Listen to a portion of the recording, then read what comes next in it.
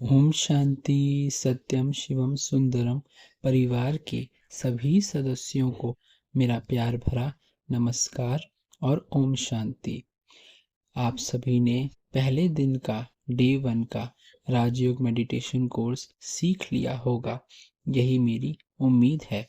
और उसे पढ़कर, देखकर व सुनकर आपने अपने आप को यानी कि स्वयं को भी बहुत अच्छे से पहचान लिया होगा कि मैं शरीर में रहने वाली आत्मा हूँ। ये शरीर मुझे मिला है, परंतु मैं इस शरीर में आईब्रोज के बीच में रहने वाली परमपिता परमात्मा की संतान आत्मा हूँ। उम्मीद है आपको वीडियो पसंद आई हो और आपने अपने दोस्तों के साथ भी शेयर अवश्य की हो। अगर गलती से आपसे वो वीडियो देखी ना गई हो, रह गई हो, तो मैं आपसे यही गुजारिश करूँगा कि इस वीडियो को देखने से पहले राजयोग मेडिटेशन डे कोर्स 1 की वीडियो आप देखें, क्योंकि उसी के आधार पर आप सेकंड डे का कोर्स समझ सकते हैं। तो चलिए आज सेकंड डे, द्वितीय दिवस का राजयोग मेडिटेशन कोर्स हम स्टार्ट करते हैं। आज हमारा चैप्टर रहेगा कि परमात्मा कौन है, जो कि आप सामने चित्र भी देख रहे हैं। परमात्मा शिव ज्योति बिंदु स्वरूप है और उनके कुछ गुण लिखे हुए हैं। तो आइए हम पढ़ना स्टार्ट करते हैं। सबसे पहले तो परमात्मा के बारे में अनेक मतें क्यों हैं। तो आज परमात्मा के बारे में अनेक मतों का होना ही सिद्ध करता है कि लोग अपने आत्मा के पिता को नहीं जानते। तभी तो आज बहुत से लोग कहते हैं कि परमात्मा का तो कोई रूप ही नहीं है, वो तो रूप नाम से ही न्यारा है। किंचित विचार कीजिए कि रूप के बिना भला कोई चीज हो सकती है। अगर किसी चीज का कोई रूप रंग ही ना हो तो क्या आप उसका नाम ले सकते हैं। परमात्मा के लिए तो लोग कहते हैं, आँखियाँ प्रभु दर्शन की प्यासी, अथवा हे प्रभु अपने दर्शन दे दो। अतः यदि परमात्मा का कोई रूप ही नहीं है तो आप परमपिता परमात्मा जिसे कहते हैं उससे मिल भी नहीं सकते। परमपिता से जो इतना प्यार करते हैं, उसे इतना पुकारते हैं, उसके लिए इतनी साधनाएं करते हैं, वे किस लिए? जिसका कोई रूप ही नहीं, अर्थात जो चीज ही है ही नहीं, उसके लिए कोशिश ही क्यों करते हैं फिर आप? तो ये स्पष्ट है कि परमात्मा का कोई रूप है अवश्य, परंतु आज मनुष्य के पास ज्ञान चक्षु ना होने के कारण, इतनी बुद्धि ना होने के कारण वह उन्हें देख नहीं सकता। जैसे कि मान लीजिए आप किसी मनुष्य को पूछते हैं कि तुम किस चीज को खोज कर रहे हो, तो वो कहता है उस वस्तु का कोई रूप नहीं है। फिर आप पूछते हैं कि वह वस्तु है कहाँ, वह कैसी है और उसके गुण क्या हैं, तब वह कहता है कि वह तो निर्गुण है। तो आप उससे तुरंत कहेंगे कि फिर तुम ढूंढ ही क्या रहे हो, खाक ढूंढ रहे हो। जिसका ना नाम है, ना रूप है, ना गुण है, ना पहचान है, तो उसके पीछे तुम अपना माथा क्यों खराब कर रहे हो। उसी प्रकार आज अनेक मतें होने के कारण सबने भगवान को सर्वव्यापी, कण कण में, बूंद बूंद में, सब जगह कह दिया है, परंतु पूछो तो कहते हैं वो तो नाम और रूप से ही न्यारा है। तो नहीं, परमात्मा का नाम भी है, रूप भी है, गुण भी हैं। तो आइए और जानते हैं, क्या परमात्मा का कोई रूप है? अगर है तो कैसे है वो भी समझिए। पहले तो ये जान लीजिए कि परमात्मा क्या वस्तु है। देखिए, परम आत्मा शब्द है, परम और आत्मा दो शब्दों को जोड़ें तो बनता है परमात्मा, यानी कि सुप्रीम सोल। इन दो शब्दों से बना है, तो परमात्मा भी एक आत्मा ही है, अर्थात उसका कोई शारीरिक आकार नहीं है। हाँ, वह सभी आत्माओं से परम है। परम मतलब कि सुप्रीम, ऊंचे से ऊंचा। उसके लिए कहा गया है कि वह जन्म मरण से न्यारा है। तो स्पष्ट है कि वह देहधारी शरीर को धारण नहीं करते, क्योंकि देह तो जन्म मरण होती है। परमात्मा तो सभी का परम पिता है, अतः जो सभी का पिता है उसका तो कोई पिता हो नहीं सकता, यानी कि उनसे ऊपर कोई नहीं होता। शरीर रहित होने के कारण ही उसके बारे में गायन है कि उसके कान नहीं है परंतु वह फिर भी सुन सकता है, उसकी आँख नहीं है परंतु वह फिर भी देख सकता है, उसके पाँव नहीं है परंतु वह फिर भी हर जगह हमारे पास चल आ सकते हैं, आदि आदि। अतः सभी लोग कहते हैं कि परमात्मा एक लाइट है, एक ज्योति अथवा नूर है, परंतु वे ये नहीं जानते कि उस लाइट का रूप क्या है। तो आज हम आपको अपने अनुभव के आधार पर ये बताना चाहते हैं कि जैसे आत्मा, जो कि आपने पहले दिन में सीखा, एक ज्योति बिंदु स्वरूप है, वैसे ही आत्माओं का पिता अर्थात परम आत्मा भी ज्योति बिंदु स्वरूप है। हाँ, आत्मा और परमात्मा के गुणों में बहुत अंतर है।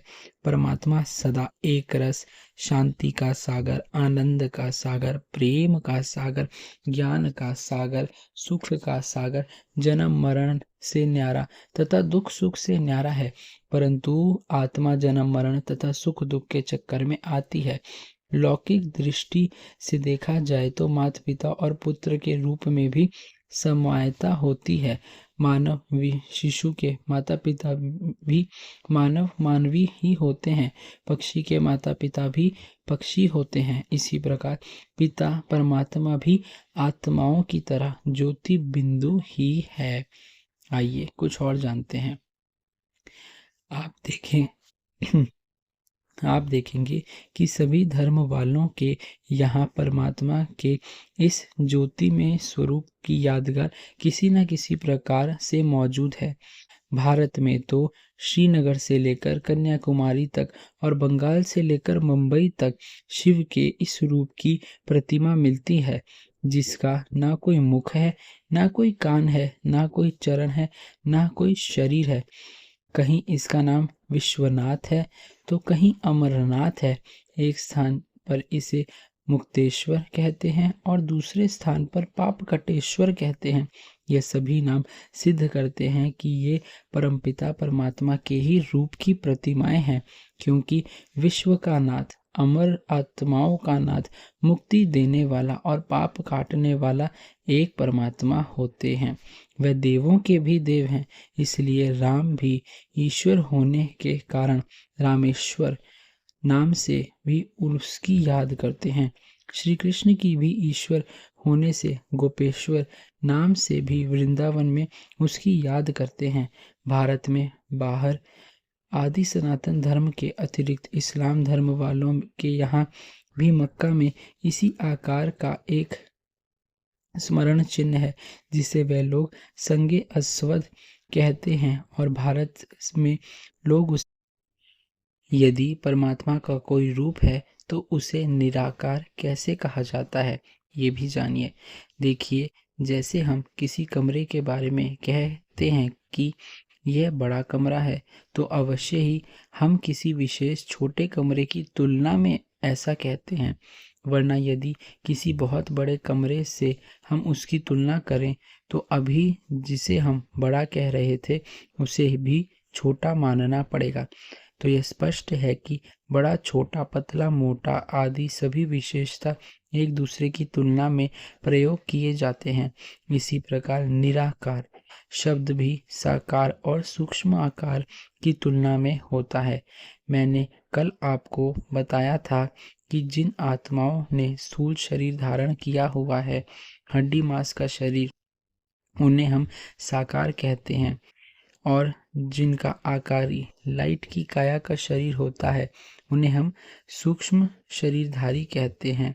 तो उसी प्रकार परमात्मा ना तो साकार शरीर धारण करते, ना ही सूक्ष्म शरीर धारण करते हैं।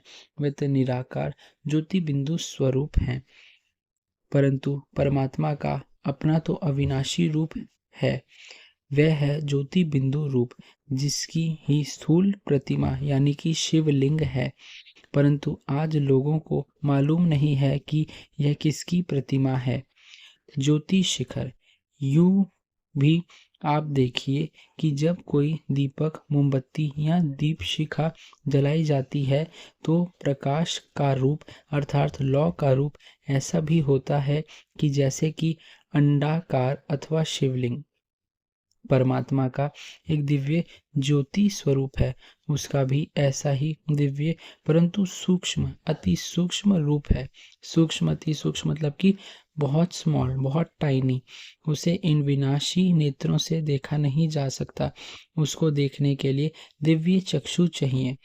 जब हम अपने आप को आत्मा निश्चय करते हैं और मन से देखने की कोशिश करते हैं, संसार में सभी बीजों और अंडों अर्थात रचिताओं का भी प्राय अंडाकार या गोलाकार ही रूप होता है। इसी प्रकार बीज रूप परमात्मा का भी अत्यंत सूक्ष्म अणु रूप है। अब जानते हैं कि परमात्मा का ये शिव जो नाम है वह कैसे है। परमात्मा का गुणवाचक नाम देखिए, जैसे परमात्मा का रूप हम देहधारियों से न्यारा है, वैसे ही उसका नाम भी हमारे नामों से न्यारा है। मनुष्य का नाम तो देह पर अर्थात होता है, वह कोई उनके गुणों या कर्तव्यों पर आधारित नहीं होता, बल्कि बहुत बार तो उनके गुण उनके नाम के भावार्थ से विपरीत होते हैं। जैसे कि मान लो किसी का नाम है धनलाल, परंतु वो गरीब है, यानी कि उसके अंदर अमीर होने के गुण नहीं, परंतु बचपन से ही उसका नाम ये रखा गया है। तो मनुष्यों के नाम तो विपरीत हो सकते हैं, लेकिन परमात्मा का नाम बिल्कुल यथार्थ रीति है, जो कि है शिव। उदाहरण के तौर पर किसी का नाम होता है अमीर चंद और वह होता है गरीब। नाम तो होता है शांति स्वरूप और होता है बहुत क्रोधी। अब आपको मालूम रहे कि परमात्मा का नाम उसके गुणों और कर्तव्यों पर आधारित है। उसका मुख्य और स्वकथित नाम तो शिव है और शिव का अर्थ होता है कल्याणकारी, जो किसी का कल्याण करे। परमात्मा सभी का कल्याण करता है, इसलिए उसका नाम है शिव। सभी आत्माएं उसी से मुक्ति, जीवन मुक्ति, गति सद्गति या सुख और शांति मांगती हैं। मनुष्य परमात्मा शिव को अनन्य गुणवाचक नामों से भी याद करती है। उन्हीं नामों में ओमकारेश्वर, पापकटेश्वर, मुक्तेश्वर, अमरनाथ, सोमनाथ, महाकालेश्वर आदि नाम विशेष हैं।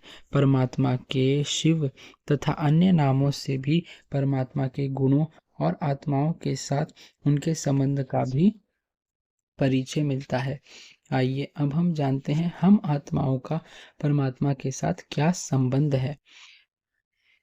देखिए, लौकिक दृष्टि से भी पिता, शिक्षक और गुरु ही मनुष्य के थोड़े बहुत शुभ चिंतक और कल्याण करने के माने जाते हैं।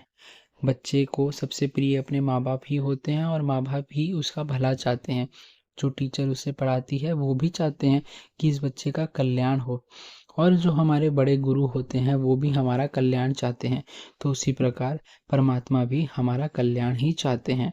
परमात्मा जिसका नाम शिव अर्थात कल्याणकारी है, उसके नाम से ही सिद्ध होता है कि वह सभी मनुष्य आत्माओं के परम पिता, परम शिक्षक और परम सद्गुरु हैं। आज बहुत से लोग परमात्मा को परम पिता के संबंध से वास्तव में किसी समय अवतरित होकर मनुष्य मात्र को ज्ञान देकर उनकी सद्गति भी करते हैं, अर्थात उनका शिक्षक और सद्गुरु भी बनते हैं, क्योंकि जब तक वह इस संबंध में ना आए तब तक मनुष्य आत्माओं का स्थायी कल्याण कदापि हो नहीं सकता। तो परमात्मा के साथ हमारा परम पिता और आत्मा का संबंध है वो भी आत्मा ही, लेकिन वह परम आत्मा है।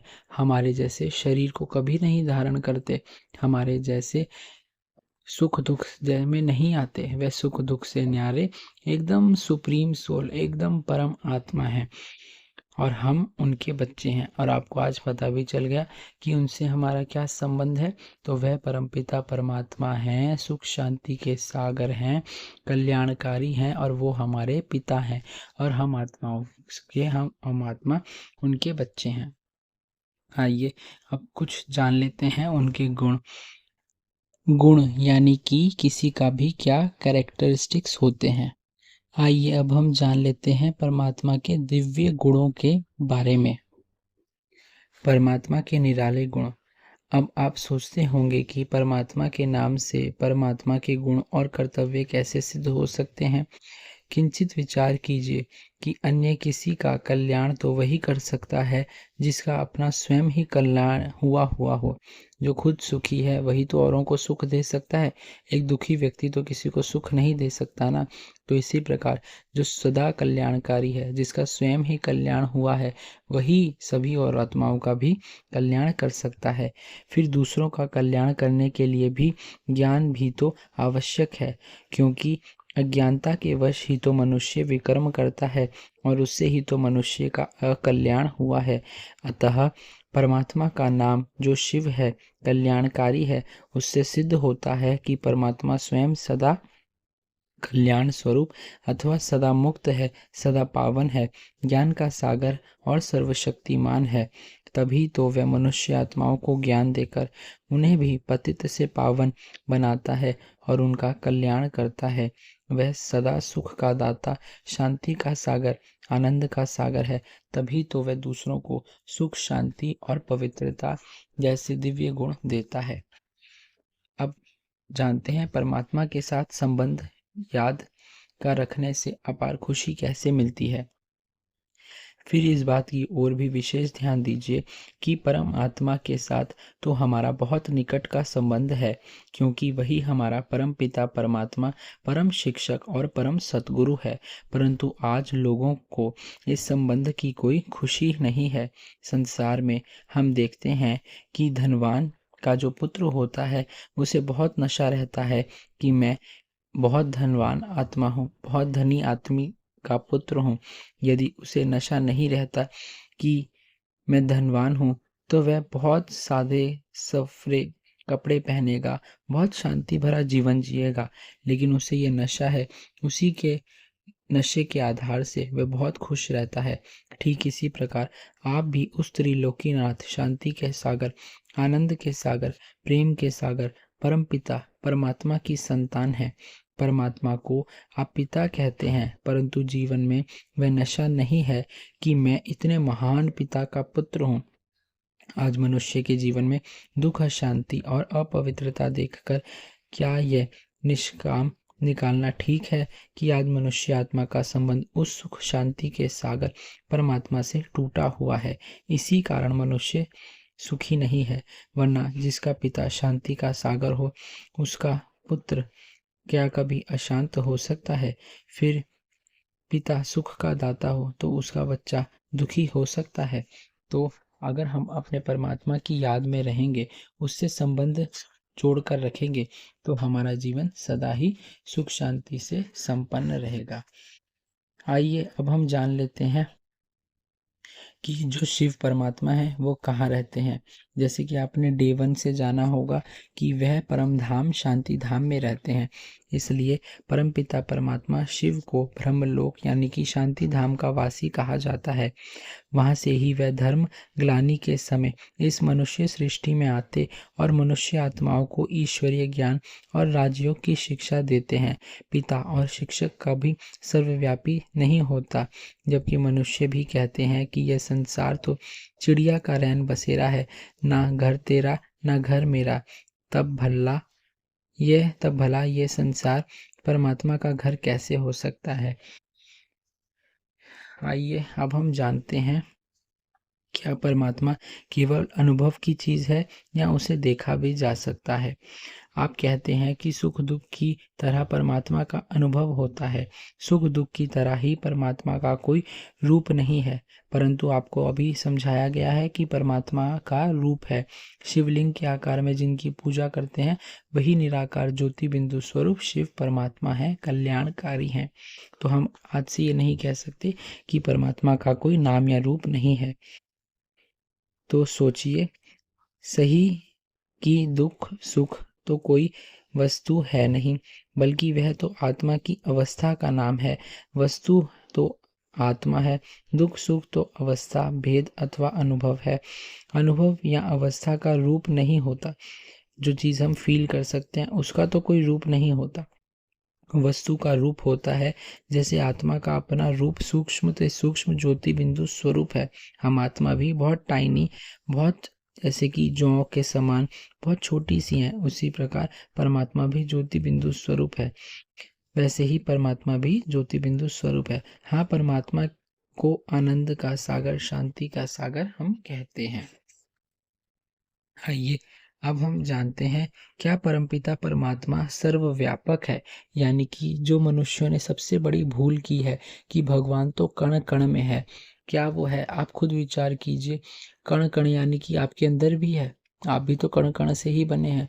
परमात्मा यानी कि अगर आप एक घर पे रहते हैं तो बेड भी कितने सारे कणों से बनता है, सोफा भी कितने सारे कणों से बनता है, पेन पेंसिल भी कणों से बनती है, पंखा, लाइट, ट्यूब, घर जो कि ईंट और सीमेंट से बनता है वो भी कण कण से बनता है। यहाँ तक कि जानवर वो भी कण कण से बनते हैं। तो क्या परमात्मा कण कण में है, हर एक चीज में है? अगर हर एक चीज में है तो फिर ये मनुष्य सृष्टि दुखी क्यों हुई? अगर भगवान इस पूरी सृष्टि पर हर एक कण में है तो आप खुद विचार कीजिए कि फिर मनुष्य दुखी क्यों हुआ। और आप खुद सोचिए, इतनी महान चीज जो कि परमात्मा है, सुख का सागर, शांति का सागर, प्रेम का सागर, अगर वो कण कण में है तो उसकी हमने कितनी ग्लानि की है। हम करते हैं पाप कर्म, क्या परमात्मा पाप कर्म कर सकते हैं? अगर परमात्मा कण कण में है, बेड में भी, सोफे में भी, मुझ में भी, तुझ में भी, सब में है, तो फिर इस सृष्टि पर पाप कर्म ही क्यों होते हैं? तो ये जो हम मनुष्यों ने सबसे बड़ी भूल की है कि मनुष्य परमात्मा कण कण में है, ये गलत है। आइए इसको समझते हैं। यह कोई आवश्यक बात नहीं कि जिसमें जितना अधिक ज्ञान है वह उतना ही अधिक लंबा चौड़ा है। हम देखते हैं कि दो मनुष्य आत्माओं में से एक मनुष्य आत्मा को अधिक ज्ञान है और दूसरे को कम ज्ञान है, परंतु उनके साइज में अंतर है, ज्ञान में अंतर है, तथापि आत्माओं के माप साइज में तो कोई अंतर नहीं होता। दोनों आत्माएं ही एक बिंदु रूप हैं। इसी प्रकार परमात्मा ज्ञान के विचार से सर्व महान अर्थात परम है, परंतु वह भी हमारे सम प्रकार ज्योति बिंदु स्वरूप है। ठीक है, तो आपने जाना कि परमात्मा कोई सर्वव्यापी नहीं है। उनको सर्वव्यापी कहना ये उनका अपमान करना है। हम ये कभी नहीं कह सकते कि परमात्मा सर्वव्यापी है। सर्वव्यापी मतलब कि हर जगह होना, और हर जगह तो गंदगी भी होती है, हर जगह तो कभी कोई चीज़ अच्छी भी होती है, कभी कोई चीज़ बुरी भी होती है। लेकिन अभी अभी आपने जाना कि परमात्मा तो न्यारा है। तो न्यारा जो होता है वह अलग रहता है। जैसे कि अभी आपने जाना कि परमात्मा तो शांति धाम में रहने वाला है, तो वो शांति धाम में ही रहता है। आइए अब और जानते हैं।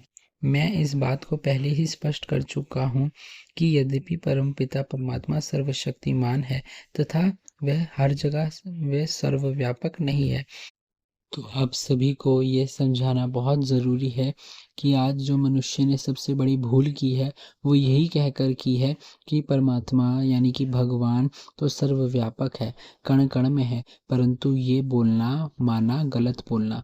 अर्थात इसके साथ में हम सिर्फ गलत ही नहीं बोलते परंतु भगवान का अपमान भी करते हैं। आपको मैंने पीछे भी बताया, मैं एक बार फिर से दोहराता हूँ, आप खुद विचार कीजिए, सिर्फ सुनी सुनाई बातों पर ध्यान मत कीजिए। कण कण से तो सब कुछ बनता है, ये पूरा संसार ही कण कण को मिलाकर बना है, 5 तत्वों से बना है। जल में भी कण है, पृथ्वी में भी कण है, पेड़ पौधों में भी कण है, आप में मुझ में भी कण है। अगर हर जगह पर परमात्मा के कण हैं, परमात्मा के कण भी नहीं, परमात्मा है सर्वव्यापक, मतलब कि हर चीज में, हर जगह में है, तो फिर ये मनुष्य सृष्टि इतनी दुखी क्यों हुई? वर्ल्ड वॉर होना, महाविनाश होना, इतनी फ्लड्स आना, सुनामी आना, अर्थक्वेक आना, फिर ये कैसे संभव हो सकता है? यानी कि हमने परमात्मा की ग्लानि की है, उनको सर्वव्यापक मानकर गलती की है। आज से आप एक पाठ जो कि मोस्ट इम्पॉर्टेंट है वो ये भी पक्का कीजिए कि जो भगवान है वो कोई सर्वव्यापक नहीं है, वो परम आत्मा है। हाँ, वो शक्तियों के सागर हैं।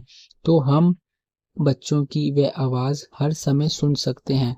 हमारे द्वारा किए गए अच्छे बुरे कर्मों को वो जानते हैं, परंतु वो इस सृष्टि में, कण कण में, आप में, मुझ में, सोफे, बेड, टीवी, पेंसिल, पेन, सब में नहीं है।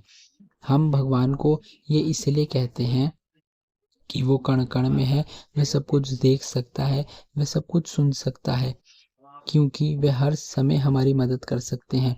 परंतु ये कहना गलत है कि वे हर जगह पर है। वे हर जगह पर हमारी पुकार को सुनकर हमारी मदद कर सकते हैं, हमारे अच्छे और बुरे कर्मों को देख सकते हैं, उसके परिणाम स्वरूप हमें फल भी मिलता है, परंतु वह खुद हर जगह नहीं है। तो ये कहना गलत है कि परमात्मा सर्वव्यापक है। नहीं, परमात्मा तो निराकार शिव कल्याणकारी ज्योति बिंदु स्वरूप है, जो कि परम धाम में रहते हैं, शांति धाम में रहते हैं, जहाँ से ही हम सब आत्माएं भी इस धरती पर अवतरित होकर अपने आप को मनुष्य शरीर में धारण कर कर अनेक अनेक बार अनेक अनेक जो है कर्तव्य निभाते हैं। तो अब हम आगे जानेंगे कि कैसे एक निराकार ज्योति बिंदु स्वरूप परमात्मा को ही अनेक नामों से अनेक रूपों से याद किया गया है, और ना सिर्फ हिंदू धर्म में परंतु सभी धर्मों में। तो आइए जानते हैं। अब आपके सामने ये चित्र है, आप देख रहे हैं, सबसे ऊपर लिखा हुआ है कि सर्वात्माओं के परम पिता परमात्मा, यानी कि supreme father of all souls. बीच में है शिव परमात्मा। आइए अब हम अमरनाथ से शुरू करते हैं। अमरनाथ, जो कि आप जानते हैं, एक बहुत ही ठंडी और पहाड़ी इलाका है, जहाँ पर प्रकृति के पांचों तत्वों से आपे ही एक बड़े से शिवलिंग का निर्माण हो जाता है। ये स्वयं बनता है, किसी मनुष्य को छूने की भी जरूरत नहीं पड़ती। ये अपने आप ही ठंड के कारण, प्रकृति के कारण इतनी ऊंची जगह पर, ऊंची स्थान पर स्वयं निराकार परमात्मा शिव का निर्माण हो जाता है, उनके आकार का निर्माण हो जाता है। फिर आगे चलिए रामेश्वरम। जब लंका पर लड़ाई करने के लिए राम जी जा रहे थे, तो उन्होंने भी लड़ाई करने से पहले तट पर बैठकर रामेश्वर भगवान ने भी, जो कि स्वयं भगवान है, उन्होंने भी अपने से ऊपर भगवान यानी कि परमात्मा शिव को ही जल समर्पित कर कर उनकी याद में बैठकर उनको साथ योग कर कर जो है आगे की जंग पर गए। फिर आ जाइए सिख धर्म में भी, तो गुरु नानक जी अवतरित हुए। उन्होंने भी कभी भी ये नहीं कहा कि मैं भगवान हूँ, उन्होंने भी ऊपर की ओर इशारा करते हुए कहा कि एक ओंकार। एक ओंकार पंजाबी ये शब्द है, इसका अर्थ है कि एक, ऊपर रहने वाला। फिर आ जाइए क्रिश्चियन धर्म में, तो जीसस क्राइस्ट को कभी भगवान नहीं मानते, उनको भी सदा मैसेंजर ऑफ गॉड कहा जाता है, यानी कि भगवान द्वारा भेजे हुए फरिश्ते। उन्होंने भी कभी स्वयं पर उंगली रखकर नहीं कहा कि मैं भगवान हूँ, उन्होंने भी यही बोला कि गॉड इज लाइट, यानी कि भगवान एक लाइट के समान है। तभी आपको पता होगा कि क्रिसमस पर कैंडल्स को जलाने का कितना बड़ा महत्व है। क्रिश्चियन धर्म में शायद ही कोई बड़ा पर्व हो, परंतु क्रिसमस उनका सबसे बड़ा पर्व है। वे क्या करते हैं, एक वृक्ष के इर्द गिर्द बहुत सारी कैंडल्स जलाते हैं। वे अपने परमात्मा को ही नए नाम और रूप से याद करते हैं। फिर जापान में चलिए, तो बौद्ध धर्म आता है। ना सिर्फ जापान परंतु पूरे विश्व में बौद्ध धर्म तो आजकल बहुत फैल गया है। तो जापान में विशेष एक लाल रंग का शिवलिंग के आकार का छोटा सा पत्थर होता है, जो कि बहुत ऊर्जावान होता है। तो वह सभी जापानी और मतलब कि बौद्ध धर्म वाले भी उस पत्थर पर अपने आप को केंद्र बिंदु कर मेडिटेशन करते हैं, योग करते हैं, और उन्हें ये अनुभव होते हैं कि हाँ, इस पत्थर से शक्ति निकलकर, शांति निकलकर हम में समाती जा रही है। फिर आ जाइए इस्लाम धर्म में, तो मक्का को तो आप सभी जानते होंगे। वहाँ पर भी एक गोले के आकार का ही चिन्ह बना हुआ है, जिसको देखकर सभी लोग अपनी इबादत यानी कि प्रार्थना करते हैं। फिर पशुपतिनाथ में आ जाइए नेपाल के अंदर, तो वहाँ पर भी पशुपति, क्या आप इसका अर्थ जानते हैं, यानी कि पशुओं का पति। पशुओं का पति अगर भगवान बने तो उसका क्या फ़ायदा। पशु तो सुबह 4 बजे उठ ही जाते हैं, समय पर सो ही जाते हैं, जो उनकी दिनचर्या उसको पालन करते ही हैं, जो उनको खाना पीना है वो खाते पीते ही हैं। तो उनका नाथ बनने की भगवान को क्या ज़रूरत पड़ी। परंतु इसके पीछे जो गहरा अर्थ है वे ये है कि आज जो मनुष्य जानवर जैसा हो गया है, मनुष्य के कर्म मनुष्य होते हुए भी मनुष्य जैसे नहीं हैं, जानवर जैसे हैं। इसीलिए भगवान को पशुपति नाथ का अवतार लेकर आना पड़ता है, यानी कि हम मनुष्य आत्माओं को सुधारने के लिए, जो कि हम जानवर जैसे बन गए हैं, उनको सुधारने के लिए आना पड़ता है। फिर आगे चलिए, गुजरात में सोमनाथ मंदिर, जो कि भारत का सबसे प्राचीन मंदिर गाया हुआ है, तो राजा विक्रमादित्य ने भी भगवान का साक्षात्कार किया तो उन्हें एक पिंड, एक हीरा, एक ज्योति स्वरूप का ही साक्षात्कार हुआ था और उसी के आधार पर उन्होंने सोमनाथ यानी कि गुजरात में स्थित सोमनाथ मंदिर का बहुत बड़ा निर्माण कराया। फिर विश्वनाथ, चलिए काशी विश्वनाथ, तो उनका नाम है विश्वनाथ। वहाँ पर भी एक शिवलिंग के आकार की शिव की ही पूजा करी जाती है। और अगर भारत की बात करी जाए तो भारत में तो कितने ही शिवलिंग होंगे।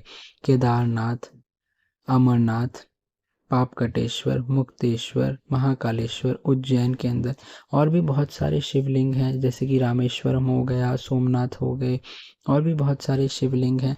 12 ज्योतिर्लिंग तो भारत के अंदर मशहूर ही हैं। तो आप सभी ने देखा कि एक गोल आकार की ही और इशारा किया गया और एक गोल आकार की ही इबादत की जाती है, पूजा की जाती है। फिर चाहे वो भारत हो, चाहे विदेश हो, चाहे कोई भी कोना हो, चाहे कोई भी धर्म हो, परंतु उन सभी जो कि महान आत्माएं अवतरित हुई, जैसे कि जीसस क्राइस्ट जी हो गए और आपके वाहे गुरु जी हो गए, गुरु नानक जी हो गए, उन सभी ने एक गोल आकार के ऊपर ही इशारा किया, कभी भी उन्होंने उंगली अपने ऊपर नहीं रखी। चलिए आपको अभी की ही बात बताते हैं। आज से 100 वर्ष पहले साईं बाबा इस धरती पर अवतरित हुए, तो वह भी एक फकीर के जैसी जिंदगी जीते थे। आज वह मंदिर बेशक बहुत नामी ग्रामी हो गया है, परंतु जब साईं बाबा आज से 100 वर्ष पहले शिरडी में रहते थे, 150 वर्ष पहले शिरडी में रहते थे, तो उन्होंने भी ऊपर की ओर उंगली की ओर इशारा करते हुए कहा, आसमान की ओर इशारा करते हुए कहा कि सबका मालिक एक।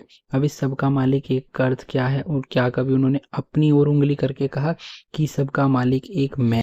कभी भी उन्होंने स्वयं को भगवान नहीं कहा, ऊपर की ओर ही इशारा करके एक परमात्मा को ही याद किया। तो इससे स्पष्ट है कि सभी आत्माओं ने ऊपर की ओर, सभी धर्मों ने ऊपर की ओर इशारा कर कर एक उस परम पिता परमात्मा को ही याद किया, उसी से सर्व संबंध जोड़े। आप एक एग्जाम्पल से समझ सकते हैं, एक छोटा बच्चा जिसको ज़्यादा ज्ञान नहीं है, वह भी दुखी होने पर ऊपर की ओर ही देखता है और बोलता है हे भगवान।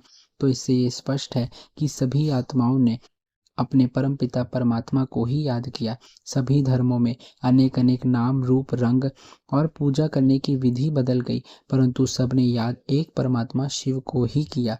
तो आज आपने ये पाठ पढ़ा, पक्का करा, समझा कि हम परमात्मा की संतान हैं।